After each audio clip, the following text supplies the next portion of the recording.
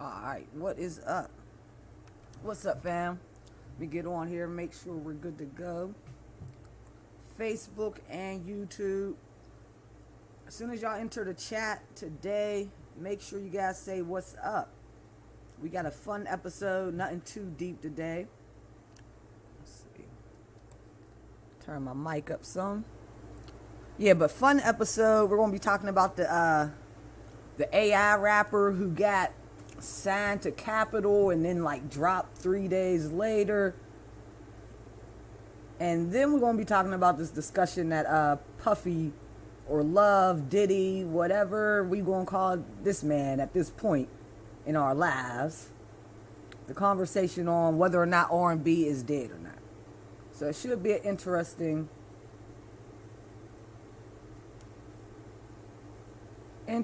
episode. Let's see.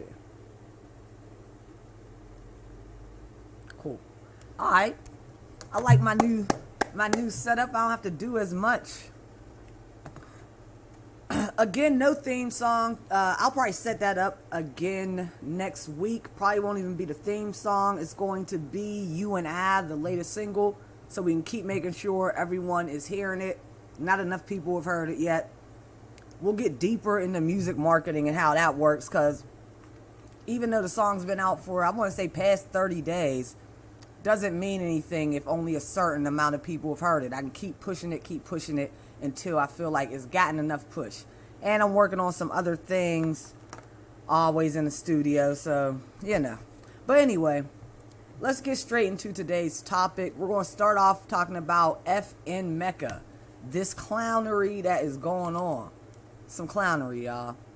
So, let's just get into the outrage and why us, particularly as far as being black in America, the creators and the curators of hip-hop, the ones who started this thing, why we would be offended.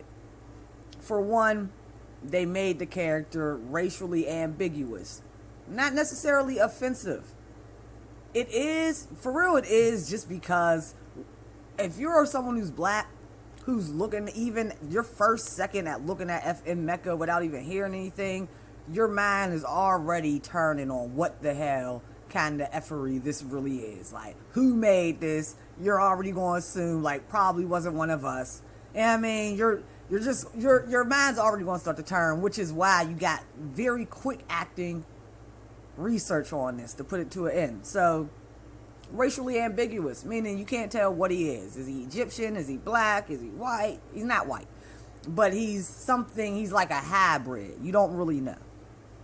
Now, the main thing that caused the big outrage is really the racial slur within this character's being, basically. I mean, so when you step into the chat, make sure you guys are saying what's up, guys.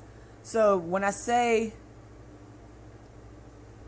just the racial biases, you got this guy, he was being beat up by the cops, so police brutality.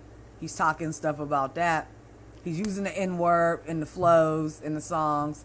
And then, I'll say the part that really stood out to me the most, and what we really want to dig into, is forget the racial ambiguity of it all, but let's just really think about just the lyrics of the song. Like, his songs have no context.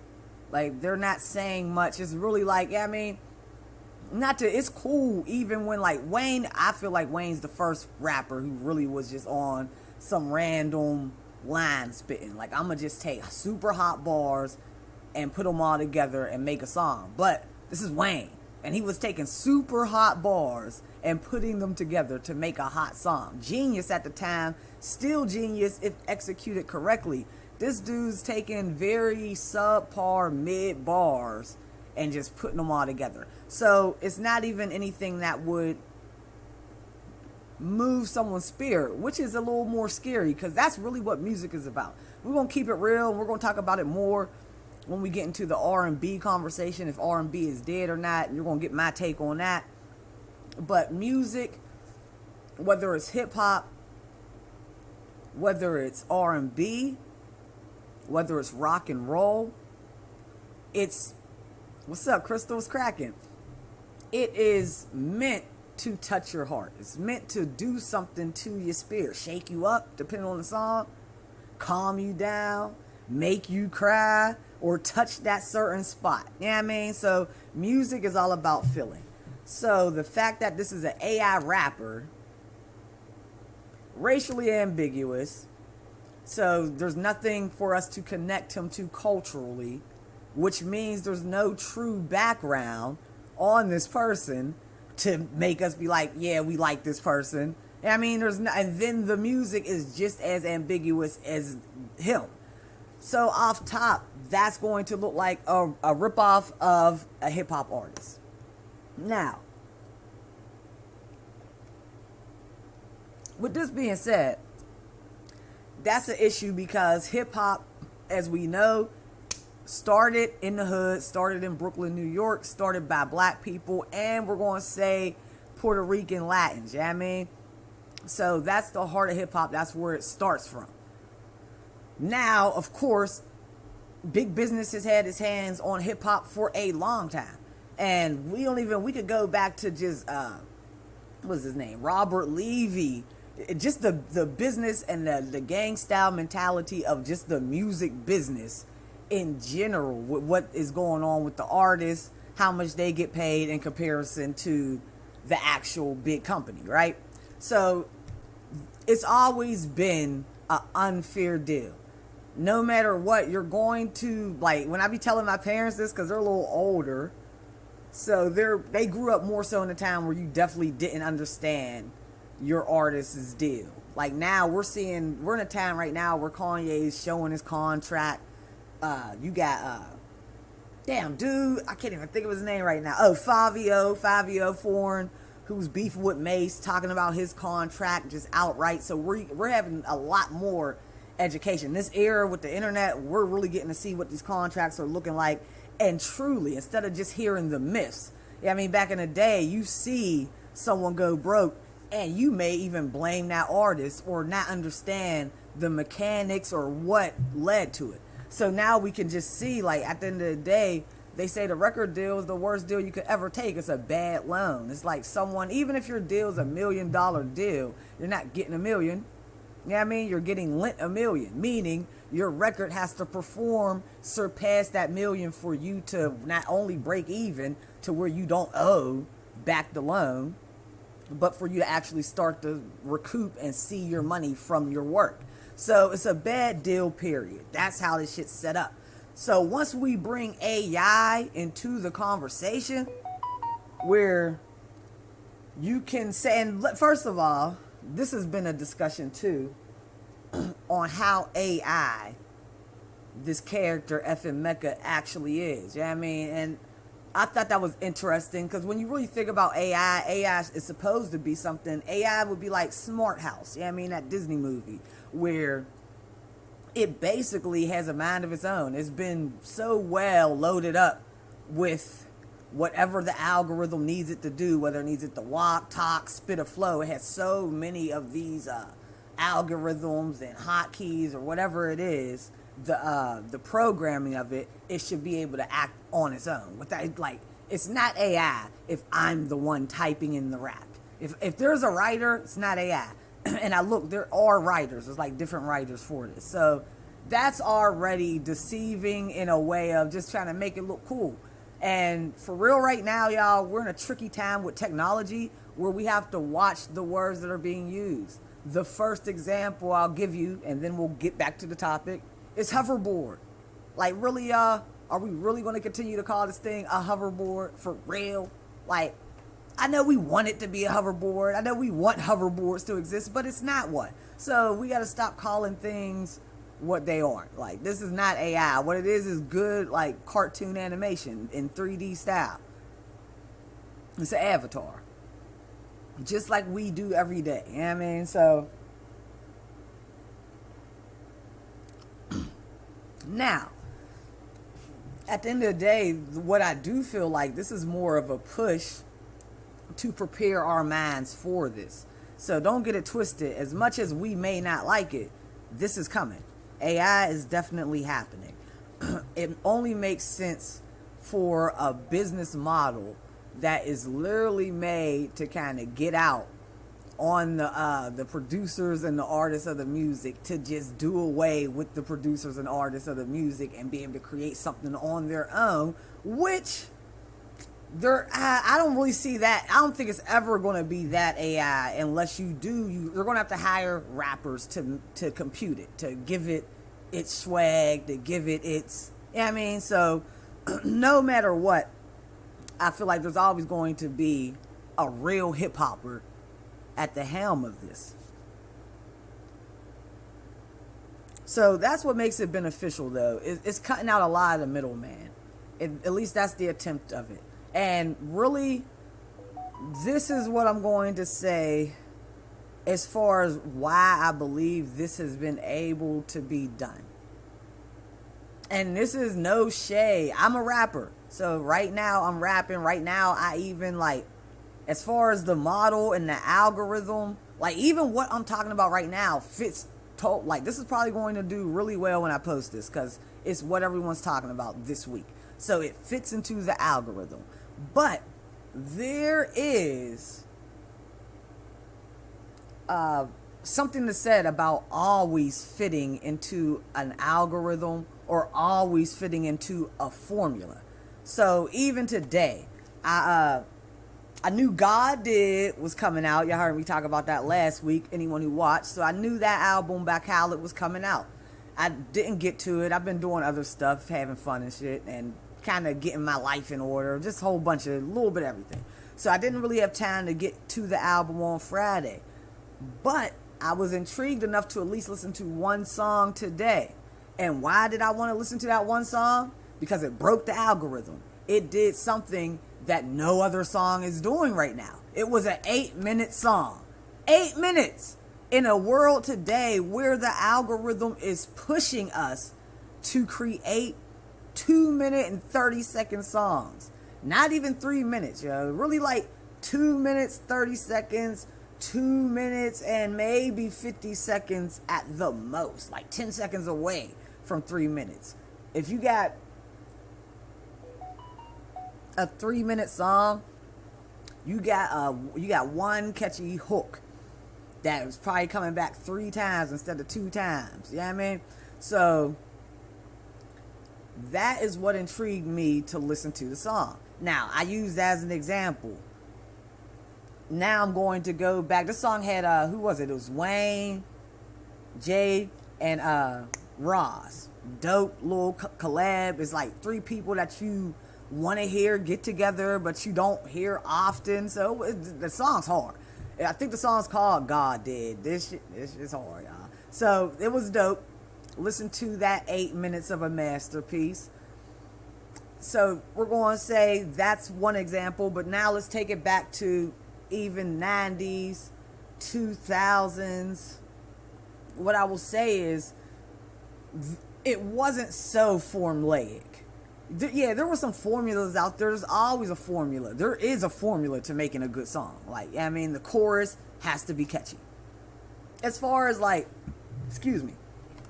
When I say making a good song, let me rephrase that.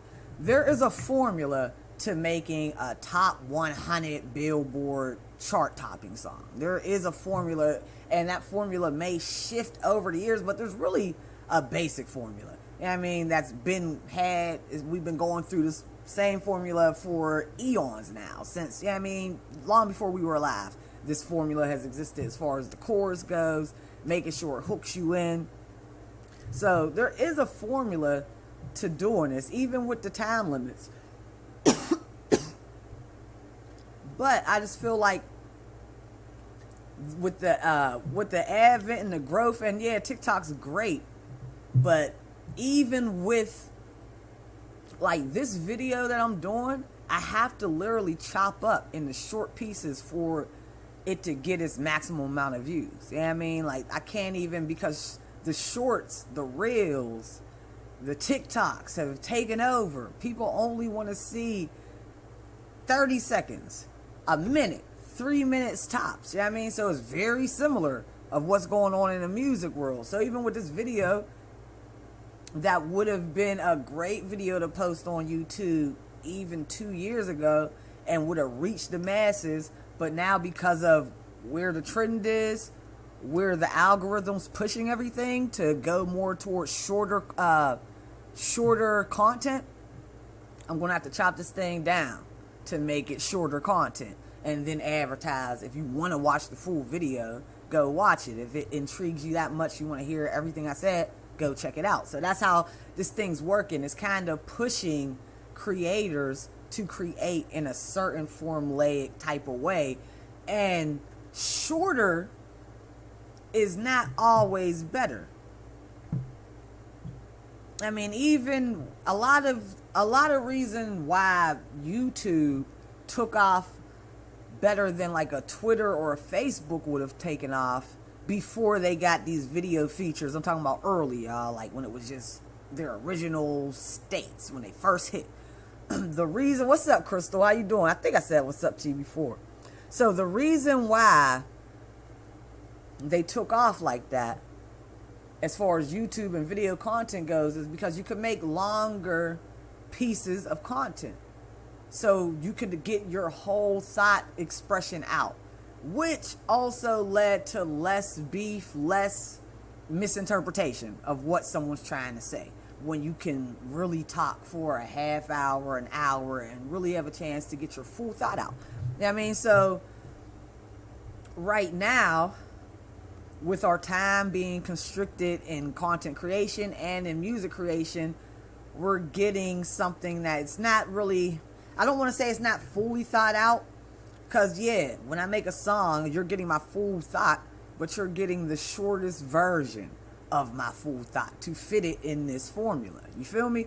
So, with that being said, and then with everything kind of being pushed towards this very similar formula, it just makes it a lot easier for something like AI to just duplicate it. So, to combat this, and this is, I was going to say like what artists can do, but I'm going to talk about a little bit of both to combat this. And like I said, it's coming regardless. So there's a couple things we can do to prepare ourselves for this. For one, start to open back up. We need more decisions like what Khaled just made. You know what I mean? To do a 6-minute song, 8-minute song, whatever. Add them bridges in. Like, we need more freedom. Create your own freedom. People are going to listen to it. You know what I mean? Now, what Khaled did was, that was the freedom. You know what I mean? Every other song is like 2 minutes long on that CD. But at least he stepped outside of his box on one. Like, I wouldn't advise to do a full CD with 8-minute songs in today's world. No, I wouldn't advise that. But to do 2 of them on your album, that's probably cool. 3 of them, 4 of them, depending on how long your track list is. Yeah, you could probably slide with that. But beginning to basically, even what Diddy was saying as far as the R&B singers, beginning to be, even though they're saying rappers are artists and it's messing up, it's blurring the lines, but beginning to be more vulnerable, beginning to show exactly who you are as an individual. Because that's one thing no one can fake. They can't fake our individuality. You know what I mean? Like, this FM Meka looks so fake. Like, everything about him is literally a caricature of the culture. So, you can't fake what's real. So, at the end of the day, what we want to make sure is, as we're following the trends, we're looking at the algorithms, it's kind of putting you in a certain box. You want to also make sure that you're staying yourself within this. You know what I mean? You can be in it, but not of it. So, because the last thing we want to do is become caricatures of our own shit that we made up. You know what I mean? And it can easily be done because we're just now beginning to gain some type of ownership in it. But like I said, this is a long game. The music industry been ran by, different entities for a long time now. So keep being as authentic as possible is going to help against this. Second thing, what's going to help is, if y'all know me, y'all know I love technology. Never truly hating on technology. The thing that made this effing Meka dip, so off-putting, so disturbing. Thank you, Georgia, for watching. So yeah, the thing that made this so off-putting is the fact that when you went behind the curtain, when you went to see who the wizard was, who's controlling that big head, then you saw it had nothing to do with black people. And then you could, like, once you see that, you're seeing they're really making a mockery out of the culture, especially once you see the police brutality that's going on. Like, these are real situations for our neighborhoods, for us as individuals. This is shit we've been, going through for decades now. So it's not, even when we're saying it in our songs, it's from a real place because it's our story. But to have someone else mock it and make money off of it, that's crazy. So that's exactly why there was so much of a, distaste for it. Like, what is this? So, but like I said, technology on the other end, it is what it is. We're living, sometimes I'm happy. Even I was at my family reunion, like, last summer. I'm just sitting there talking to my grandma. My grandma's, 90 years old. So we're sitting around chatting, and I'm just talking to her about a lot of stuff. Like, what do you feel about this? And what do you like, just technology and the TVs? And she's like, yeah, I think it's, just saying how she thought it was so cool that she's lived to see so much. And that's how we're going to be, especially technology is growing, is getting better and better every day. So it's kind of hard to, you can't really knock it. It is what it is. It's the world that we do live in, but it's about us understanding it. And when we see these types of things, it's like, all right, we see where you trying to go with it. So now what are we going to do to make sure we can, basically take ownership? Now, if you really think about AI rapping, and when you think about it from a business standpoint, not necessarily so bad if we are in ownership. And I'm not saying, anyone can rap. So, of course, anyone can rap. But it should be done on a respectful way. And it should be, I believe, rappers, the ones who have gone through the ups and downs. Like, at the end of the day, if you have an AI rapper, that means Rakim should be able to put out his own AI,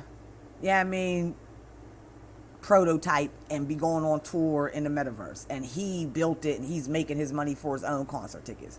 That means basically every rapper, as long as they have the mental capacity to spit hot bars and they keep up with whatever time frame it is, you should be able to rap now forever. That's not necessarily a bad thing, y'all. That's a good thing for business, for the soul, because that's one thing I will say, and it's talked about a lot. As far as our community goes and as far as our artistry goes and how we treat them, it's like there's a time limit. Nori talks about it a lot on Drink Champs, like how we try to throw people out after you're a certain age. So I do think AI may even help with that. You know what I mean? Because we're going to be so engulfed with even being able to see and deal with avatars. We already deal with avatars a lot just on these social media apps. So I think that could be a cool approach to lengthening someone's career to even when you're 80. Like, if you could still write and you're 80, why not? You know what I mean?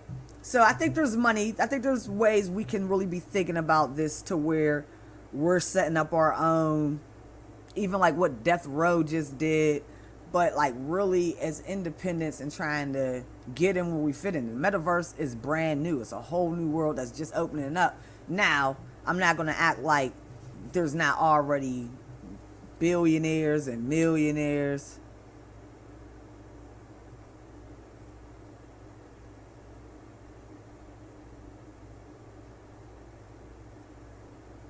Yes, exactly. We got to keep control over it. I agree. Got to keep control over it. And I feel like it may be a way for us to, because if you really think about it, the industry has controlled artists. You know what I mean? So it may be a way for artists to regain some type of control in their intellectual property. That's really what all this stuff's about anyway. But yeah, so I don't think it necessarily has to go bad. I think we have to keep our checks and balances on what's happening, and we need to, just like everything else, Bitcoin, whatever's going on in the tech space, need to just be making sure that we're aware. We're doing the research, and then we're kind of seeing where can we get in and fit in, so it is something that's authentic if it is going to be done, which inevitably, that's where I'm at with it. It's going to happen. So make this world the best it can be. I mean, it's going to happen though.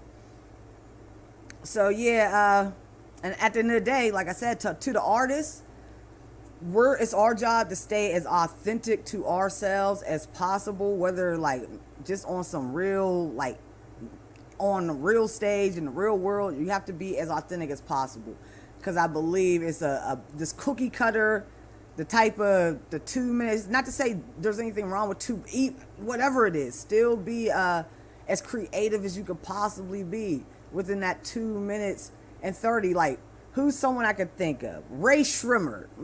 Their music, yo, I don't know where they've been, but Ray Shrimmer, they have a particular sound that is so different. No one's duplicating that. You know what I mean? So as long as we're all making sure we're stepping outside of our boxes, we're exploring ourselves musically, trying different things, I feel like it's going to be harder for someone to co-opt the culture. You know what I mean? And just be able to say, okay, this is exactly what rap sounds like, so I can just do this. You feel me? So, next topic. Oh, and to the listeners, because I'm on the rappers, because that's what I am, but I'm a consumer too. It's up, like I listened to the Khaled album. It's up to us to retrain our ears, because at the end of the day, this is definitely having an effect on us, yo. Our attention spans are dying. Yeah, I mean, so like we're literally being sucked into enjoying shorter forms of content. We're scrolling on TikTok way more than I'm watching. Like, you know how many documentaries I used to watch just on the History Channel, Ancient Aliens, like all that shit was like hour long. Now, what is it? A 30-second video of someone with a statue behind them, and they give you these quick pointers on King Tut, and bang, you're done. Like, oh, that was refreshing, and then you watch another one, like, learn some more. So it's going to be up to us to kind of combat this, because I don't know if you guys ever saw The Time Machine. A lot of people have, and I'm old school. I love old school movies.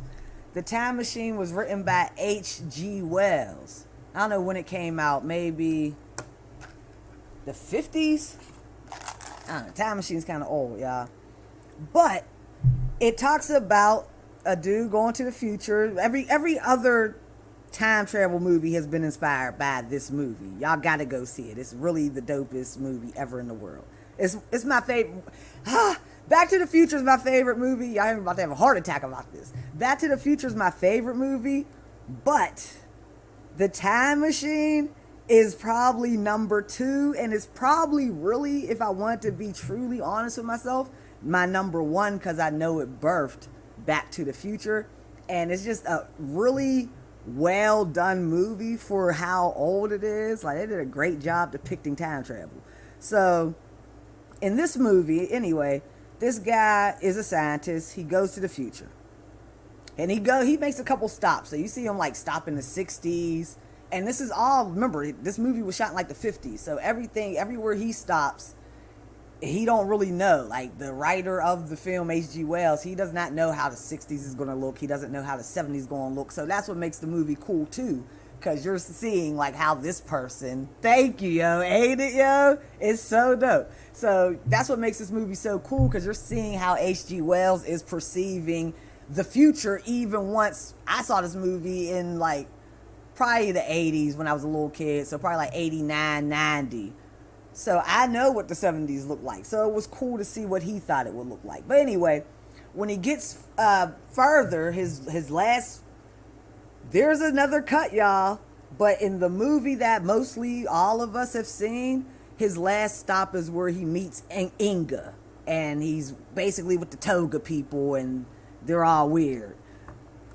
But there's another stop, y'all. Go find the director's cut. He goes somewhere else, and it's creepy, and it's kind of weird. So go find that. I think it's on YouTube. But anyway,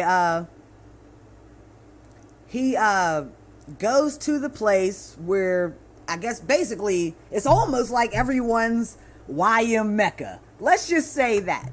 Realistically, don't these people seem like if we keep on this track, we could possibly end up here? So now the interesting part of the movie is he wants to go to the library. Remember, this guy's a scientist. So he wants to go to the library. When he gets to the library, all the books, he goes to pick up a book, it just crumbles in his hands. So this is where we want to avoid from being. But in the movie, it's showing books as being physical, but I'm feeling like the book is our mind. Like, that's symbolization for our actual physical mind. So we have to be very aware of how we're using our brain. Like, your mind is a muscle. So we don't always just want to delve in on short pieces of content because we're not strengthening our muscle to take these longer pieces. You know what I mean? That's even why I choose to do longer pieces of content, knowing they're not going to do as well. And it's like, all right, I'll cut it up. That's more work for me to do. But either way, it's a lot of work, because why the hell would I want to just sit there and make, I mean, it's kind of easy, but it's time consuming to make those short videos. I've done those too, where it's like, bang, how to do this in 3 steps. Bang, bang, bang. Well, you do that all day. I'm more of a conversationalist. I like to kind of chat it up, you know?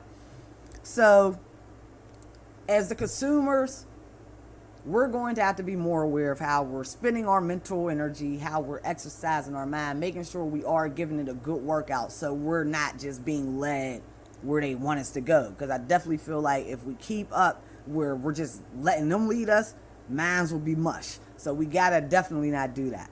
All right, so we're done with the FM Mecca. I just wanted to talk about it because that was interesting. I'm not always, y'all know, I'll get on here and talk about deep stuff. Sometimes I'm doing tarot, but a lot of times on Sundays we get into more like deeper subjects, or subjects that are going to help us grow spiritually, mentally, in some way. But this was a good topic. I feel like this was something that was worth talking about. All right, so R&B. Is R&B dead? Whoever's chatting, what do you guys think? Do you guys think R&B is dead? I personally do not think R&B is dead. I think R&B is in a weird space that it's never been in before. But I'm like, as a rapper, I'm a R&B head. Like, you're going to hear me listening to more R&B than you're going to hear me listening to rap. Usually when I'm listening to rap, it's usually me playing back, like, or if it's something brand new. So like that Khaled just came out. Maybe if I'm skating and I feel like really working out heavy, then of course rap. But for the most part, R&B heads. Going to be R&B. That Chris Brown is dope. You got SZA, you got her, you got Jasmine Sullivan that came back. So I don't think R&B is dead, but I just think it's in a different space than it's ever been. I do feel like this is what I'll say about R&B. And I don't know if I can say this so much for well, yeah, this is what I'll say about it. I think generationally there has been a shift. One great point that Diddy made up or said was basically church kind of being removed. What did he say? When people stop going to the strip club on Saturday, leaving the strip club on Saturday night to go to church on Sunday morning, that's when he felt a shift in the R&B change. Now, I will say this. If you go back, if you're someone who really loves researching like the singers, and whether I'm talking about like the old school singers all the way up to even the 2000s, there is definitely a common theme. 90% of them grew up singing in the church. That's facts. So I definitely believe that has a lot to do with not necessarily the songwriting,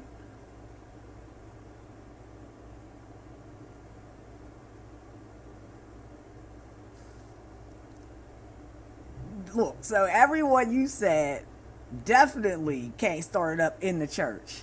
And I mean, I'm not gonna say I don't know. For me, I love each genre. I came up on Motown soul, even though I'm a young buck, but I came up on that. So I think it just, like I said earlier, music, definitely the legends, definitely. Music evokes an emotion. So for me, it's usually how I'm feeling. Like, for them, I just made a playlist, and it has, it's a Spotify playlist. And it got like a little bit of Kirk Franklin. I don't think I did any Temptations, but I put some good stuff on there. It's like, a lot of Earth, Wind, and Fire pops up on that playlist. And for me, this genre that you listed, that's for that healing of the soul. That's why that soul music, that music really, Stevie Wonder, Marvin Gaye, all of that is for like when I really need a healing. Oh, I need to but you can even feel the synonymous feeling of church. It puts you in them church vibes when you listen to them. Yes, Harold and the Blue Notes, all that, you gotta check out this playlist. What's it called? Ether's Wake Up playlist. If you're on Spotify, it's like 40 songs, maybe 2 hours worth of music, but it literally has healed a headache. I literally made it for the intentions of healing. So it's healed a hangover for me. It's healed a headache. And then if I don't need a headache or something like that, it's just good to listen to, just for my energy in my home and stuff like that. So it's a really nice playlist. So I agree with you, Georgia, on that. So then when you get up into the 90s, the 80s and the 90s, you have these artists who are coming out like, let me think, Usher, like Jodeci, Babyface. He was in the 80s too, though. I'm talking 80s and 90s. Whitney Houston. All of these singers were the children of the soul and gospel singers. You feel me? They're the babies of them. And then you gotta really think too, those studio sessions, like when I really go back and watch, like, even if it's a person of a different generation, just the fact that they're in the studio, like, let's say they could be in the same studio where Quincy Jones and Michael Jackson put together Off the Wall. Even if they never met Michael or Quincy, just the fact that they're in that space is a game changer. That's a game changer. So I feel like right now, a lot of us are removed. You got a lot of us are coming up from the internet. That's not even an unheard of thing. Like before, it was just like, okay, only Bieber did it, only Soulja Boy did it, and it was Soulja Boy first. So we ain't going, we ain't going front on Soulja, on Big Soulja. So it was only Soulja Boy first. Then Bieber ended up doing it. A couple other people, but now like Ella Mai did it. I think her's been in the industry, so we ain't gonna say she did it that way. She's been in the industry, but there's a lot of artists, a lot of rappers as well, who came up off the internet. They didn't necessarily come up off of, like, now it's like once they're in the game, now they're getting to hit these studios, and we're almost seeing this is another thing to speak to what you're saying, and then we're going to go back up into the 2000s. When you talk about soul and the 60s and 70s, those artists were really, really, super auto-tuned. But there's a reason, though. There's a reason. This is why. Those artists were really not only church, but you had showcases. You had those high school talent shows. When do you even really hear about a talent show nowadays? Like, for real, which is insane. Like, there should definitely still be places to go out and, like, showcase your voice, even if you're not going to church. Because at the end of the day, I think what happened with church is not that kids stopped going to church because they wanted to. I think they'll just become, well, I think a lot more information came out. I think people started studying different things. So, but you still had different outlets. You still had your school chorus. I mean, I was a kid who was always in choir in like school. I went to church, so I was always in choir that way. But even right now, like, I'm going out to karaoke nights. I go to a lot. Yeah, Soul Train was that was definitely the dip. But that was, Soul Train was, I'm not going to say Soul Train wasn't soulful because it had all the soul acts. But as far as like the dance component, Soul Train always kind of puts me in that disco. You know what I mean? Because of the Soul Train line and the rerun dances. So, yeah, yep. I write music. I rap. So, as far as all of that goes, I do feel like the voices were able to be more trained. They were always in someone's choir. The singing programs were real back in the day inside of the schools. And there was always some type of showcase or talent show in someone's neighborhood for them to get discovered, which pushed people to do a lot of practicing and a lot of singing, because you don't just go to the showcase and show. Like, for me, I could just go to, oh, I got you, I'll send you something. You could just go on my YouTube too. I got a new song, You and I, that's up right now. It's a lyric video, so you can hear the lyrics. I do a little bit of singing. I do bad singing. I do rapping singing, so it ain't good singing, but I am a lover of just R&B, period. But yeah, You and I, good song. But I got some stuff up there.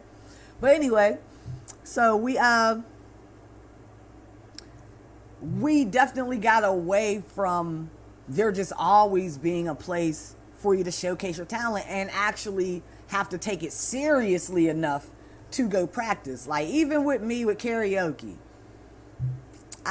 when I first started karaoke, like, I don't know, my voice is weird. I already have a weird speaking voice, so, which is more so goes back to being authentic, because I like the 60s and 70s as well, because I felt like there wasn't just one type of sound. Like, where someone like James Brown is a good example. You know what I mean?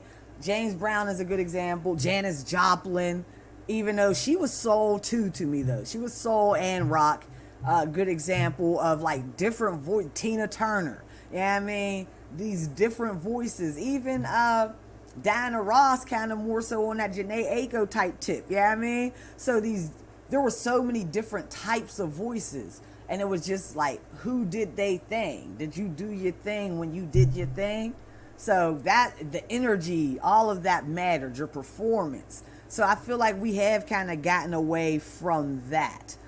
But as far as R&B is in the songwriting,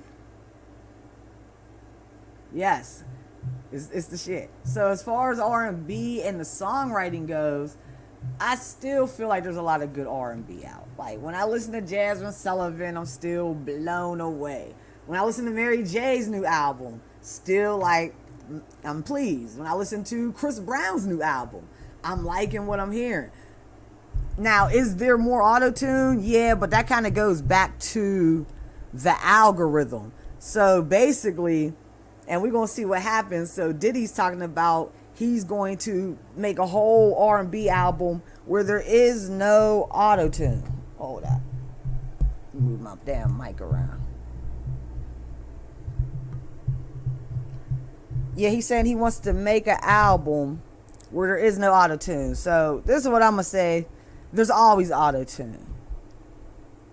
The thing that kind of made the music so colorful in the 60s and 70s is there was no auto-tune.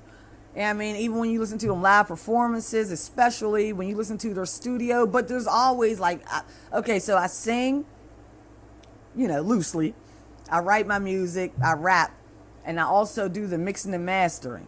So when you mix and master your music, you're messing with the EQs, you're messing with compression to make the compression is what, if you're singing, it's kind of pitchy, just your natural voice. So whatever you're singing, you'll have some high parts, some low parts in your natural voice. So a compressor will even all that out, so it all sounds like it's even. So there's always things being done to the voice inside the studio. So but the least, or this is how I look at singing. I feel like the best approach, unless you just want that auto-tune sound, like Rod Zapp, that was his sound. Like, I wanna be your man. Like, that was his sound. So Computer Love, that was his sound. Even T-Pain, like, that was his sound. But if you're not going for that, but you're still going to use auto-tune, which I don't find no problem with, I just feel like it should be used in a way that once you create the record, you can sing the record live.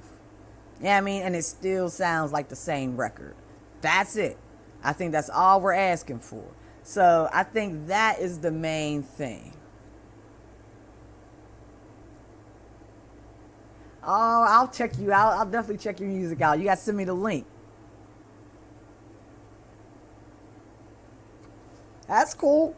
The other part of the world, that don't really stop anything. We can send some verses. Like I said, I throw music down too. So either I can send you a verse, whatever. We can make something happen. So, yeah, so as far as the time in, as far as practicing the craft, I just feel like there's not as much opportunity. But I wouldn't say R&B's dead. I'll say R&B has gotten a little more in your face. I'll say R&B has maybe gotten a little more like where the women are like going talk they-ish now. Like, nah, this is exactly what I'm saying. I'm going to put it, I mean, but times are changing, and I like that in the music. Music, as much as it is feeling, it is also a reflection of the time period we're in. So I do feel like there's a lot of honesty that's happening in the R&B music. Now, whatever Diddy wants to bring back into it, because at the end of the day, we ain't going to negate what Diddy's done. He's made classics for the R&B, genre. So whatever Diddy feels like he can do is going to be probably something that's classic. At the end of the day, one thing I'll say about Diddy is he does understand the art of actually taking the artist through that process, that training. Forget the cheesecake. Everyone always talks about the cheesecake, but he's going to make you run and sing. He's going to make you jog 10 miles while you're singing notes. He's going to do all that type of stuff. He's going to make you run in hills while you're singing notes. Like Diddy, like this is the type of stuff that they were doing in Motown. This is the type of stuff they were doing. Even with the selection process, I'll never forget in the movie, with the Temptations movie, where they said they were picking the singles. The Temps couldn't get a hit. They're picking the singles. And the one single, everyone liked it. I think everyone raised their hand like, yeah, we like it. And they said, okay, if you had your last 50 cent, would you buy this song or a sandwich? And everyone put their head down like, I'm going to buy a sandwich. So that song didn't make it. So with us right now, we're in such a fast pace.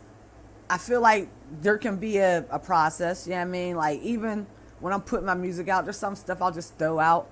But then there's other things I'm taking my time on.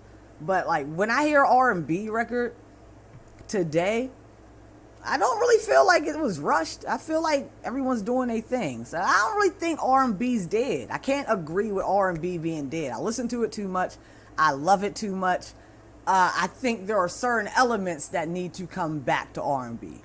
I think the live performance, definitely needs to be improved upon in R&B. Yes, that's very important. That's my main probably beef with R&B right now, is just making sure we don't have too many moments where the kings or queens are taking their crowns off. You know what I mean? And so, like I said, whatever you're doing in the studio, and that's even for me, like, I make sure, like, I try to do a good job at whatever I'm doing in the studio, I can actually reproduce in a live show. You know what I mean? It's not so above my range that I could never do this. You know what I mean? So a lot of that for me, and I'm a beginner, so I'm not working with any big names. I have to figure all this stuff out on my own. So it's really about finding my range, finding where I best sit in songs and all that. But yeah, R&B, no, not dead. Has it evolved? Hell yeah, R&B has come a long way. Is it missing some key people right now? Yes. Is it missing some writers? Yeah. And I feel like even the pandemic took a hit on R&B too, because a lot of this stuff that we're seeing down the effing Mecca is because the pandemic allowed us to kind of sit in the house and be inundated on our phones. We're not going out. They're not doing live shows. Voices maybe aren't getting used in a capacity. Even if you sing at your house, it's different than singing live for thousands, hundreds, 50 people when there's like, I mean, I always go back to Sister Act when she tells Chicky, what's her name? I forget the one with the mouse voice, but where she says, let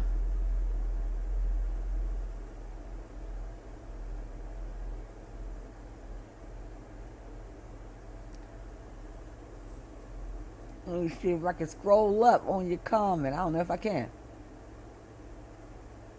Yeah, but okay, so where Whoopi basically says that she wants Sister Mary Robert, I think was her name. She wanted her to pretend that she was